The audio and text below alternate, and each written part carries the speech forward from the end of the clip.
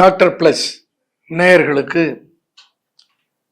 சித்தர்களின் பெயரால் என்னுடைய உடமார்ந்த வணக்கத்தை தெரிவித்துக் கொள்கிறேன். உலக தமிழ் அறிவாளிகளே, சித்தர்கள் நமக்கு தந்திருக்கிற பல்வேறு பொக்கிஷங்களில் ஒன்றுதான் முத்திரையும் வர்மமும். வர்ம புள்ளிகள் சீன தேசத்திலே அக்குபஞ்சர், அக்குப்ரெஷர் என்றெல்லாம் பேசப்படுகிற புள்ளிகளைப் போல அவர்களுக்கெல்லாம் முந்தியதாக மூலமாக அமைந்ததுதான் நம்முடைய வர்ம புள்ளிகள். இந்த வர்ம புள்ளிகளை தூண்டுவதன் மூலமாக பல்வேறு பிரச்சனைகளில் இருந்து நாம் விடுபட முடிகிறது, அனுபவத்திலே பார்க்கிறோம். அதே போல முத்திரைகளுக்கு என்று ஒரு தனி ஆற்றல் உண்டு.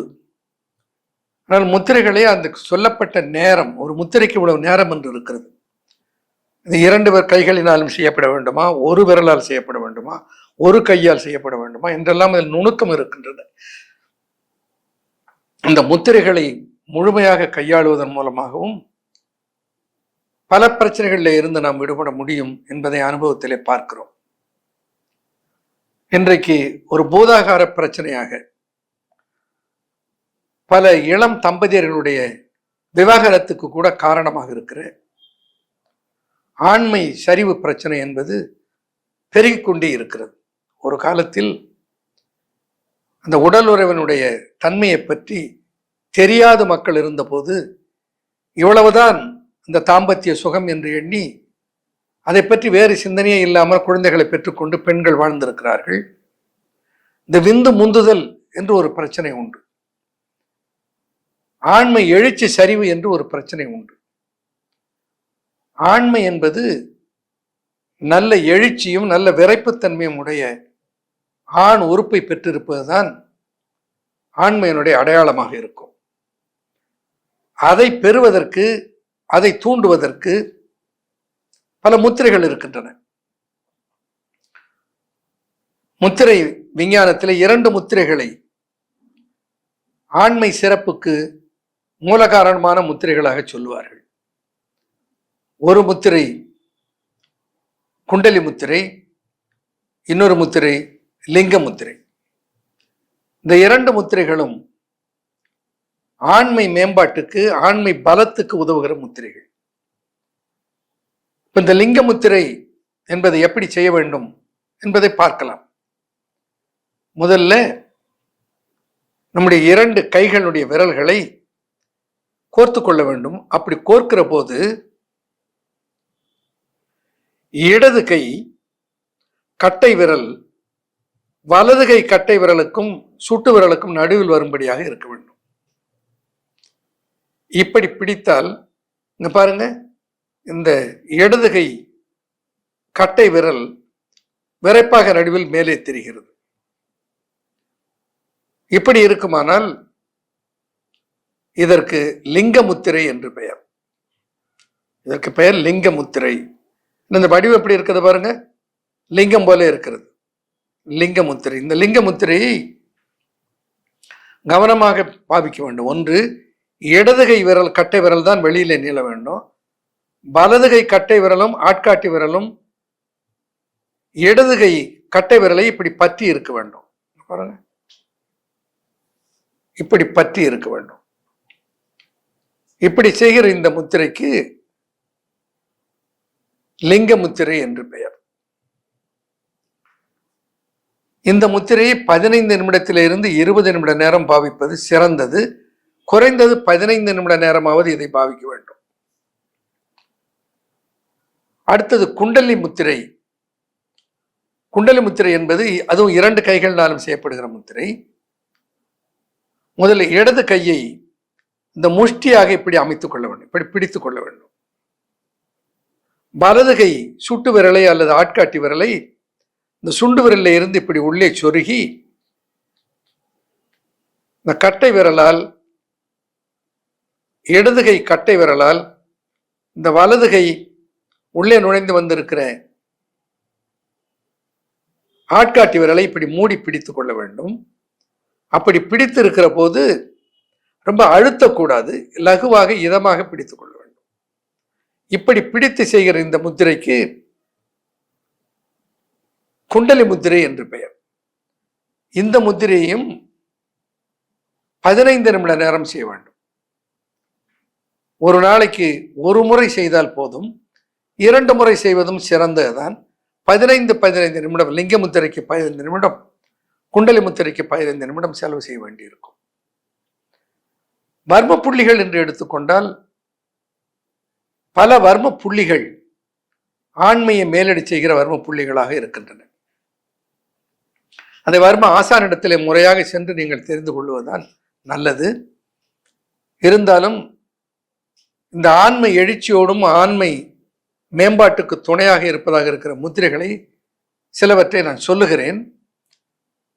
இந்த திலத வர்மம் என்று சொல்லப்படுகிற இந்த 2 புருவத்துக்கு மத்தியில் இருக்கிற இந்த திலத வர்மம், இந்த திலத வர்மம் ஆண்மை எழுச்சியை தூண்டுகிற வலிமை உடையதாக இருக்கிறது. இது திலத வர்மம் என்று பெயர். இது பொய்கை வர்மம், இந்த காதுக்கு பக்கத்தில் மேல் பக்கத்தில் இருக்கிற பொய்கை வர்மம். பதைப்பு வர்மம், தும்பு வர்மம். நம்முடைய ஆண் குறியினுடைய அடி துவக்கத்தில் 2 பக்கத்திலும் இருக்கிற கல்லடை வர்மம். இந்த வர்ம புள்ளிகள் எல்லாம் இன்னும் சில முக்கியமான வர்ம புள்ளியாக பலர் எடுத்துரைப்பது மும்மூர்த்தி வர்மம் அல்லது மும்மூல வர்மம் என்று சொல்லப்படுகிற வர்ம புள்ளிகள். இந்த வர்ம புள்ளிகளை எல்லாம் தூண்டுவது ஆண்மை எழுச்சிக்கு மிக துணையாக இருக்கும். இந்த வர்ம புள்ளிகளை தூண்டுவதோடும் இந்த முத்திரைகளை பாவிப்பதோடும் சித்தர்கள் சொல்லி இருக்கிற பல மூலிகை மருந்துகளையும் கையாளுவது சிறந்த துணையாக இருக்கும். சித்தர்கள் பல மூலிகைகளை சொல்லி இருக்கிறார்கள்.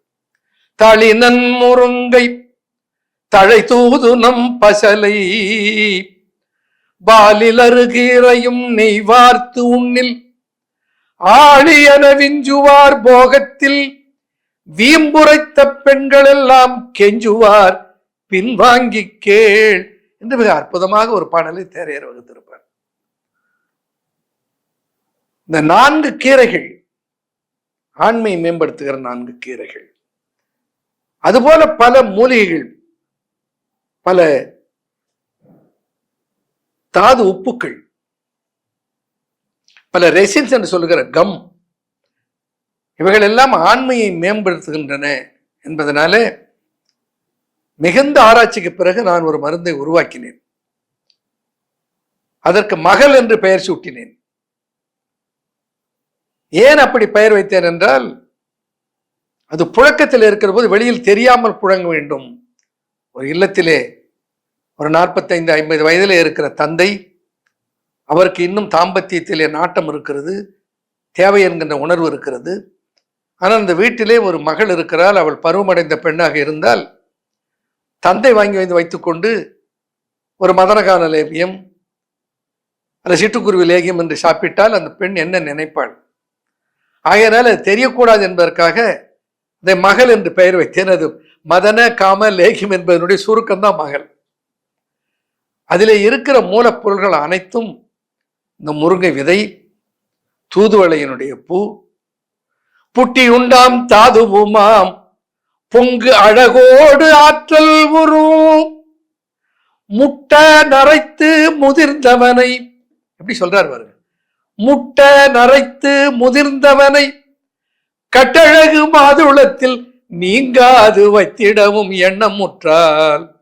கட்டழகு மாது உள்ளத்தில், எவர்ணமான பெண்ணு, கண்ணு அசைஞ்சா போதும் பின்னால 10 பேர் சுண்டி விழுவான். அவ்வளவு அழகான பெண் யாரிடத்திலே மயங்கி இருப்பாளா? புஷ்டியுண்டாம் தாதுவுமாம் பொங்கழகோடு ஆற்றல் உறும், முட்ட நரைத்து முதிர்ந்தவனை கட்டழகு மாதுளத்து நீங்காது வைத்துடவும் எண்ணமுற்றால். தூதுளத்தின் பூ உண்ணச் சொல். தூதுவளையினுடைய பூ, சொலானம் சைலோபேட்டம் என்று ஆங்கிலத்தில் சொல்வார்கள். இந்த தூதுவளை ஒரு மதன காம சக்தியை கொடுக்கக்கூடிய ஒரு மலர். நீரான விந்துமே நிச்சயமாய் கட்டி வீணும், சீரான மேனி செழிப்பாகும், நேராக நெருங்க மலர்ச்சூடு நீண்ட குழல் மாதே முருங்கை விதையை மொழி என்று ஒரு பாடலை சொல்வார். முருங்கை வித்துக்கு அந்த ஆற்றல் இருக்கிறது, பாதாம் பிஸ்தாவுக்கு அந்த ஆற்றல் இருக்கிறது. இப்படி சித்தர்களை பட்டியலிட்டு சொல்லி இருக்கிற ஏராளமான மூலிகைகளை சேர்த்து இந்த மகள் என்று ஒன்றை நான் உருவாக்கி இருக்கிறேன். இந்த முத்திரைகளோடு என்னால் அது முழுமலனை பெற எனக்கு நேர அவகாசம் இல்லை. இந்த வர்ம புள்ளிகளை எல்லாம் பயிற்றுவிப்பதற்கு எனக்கு சரியான சந்தர்ப்பங்கள் இல்லை. ஒரு நல்ல மருந்து இருந்தால் போதும் என்று ஆசைப்படுபவர்களுக்கு இந்த மகள் என்கின்ற அந்த தயாரிப்பு இருக்கிறது. அது ப்ரீமெச்சூர் இஜாக்குலேஷன் என்கின்ற முந்து நீரையும் தடுக்கும், ஆண்மை எழுச்சியும் கொடுக்கும், ஆண்மை பெருக்கத்திற்கும் துணையாக இருக்கும் என்று சித்தர்கள் சொல்லுகிறார்கள். சித்தர்கள் சொன்ன அந்த மூலிகைகளினாலே உருவாக்கப்பட்ட தயாரிப்பு தான் மகள். தமிழ் கூறும் நல்லுலகம் நல்ல இனிமையான இன்பமான தாம்பத்தியத்தை அனுபவிக்கட்டும் என்று வாழ்த்தி நிறைவு செய்கிறேன். நன்றி, வணக்கம்.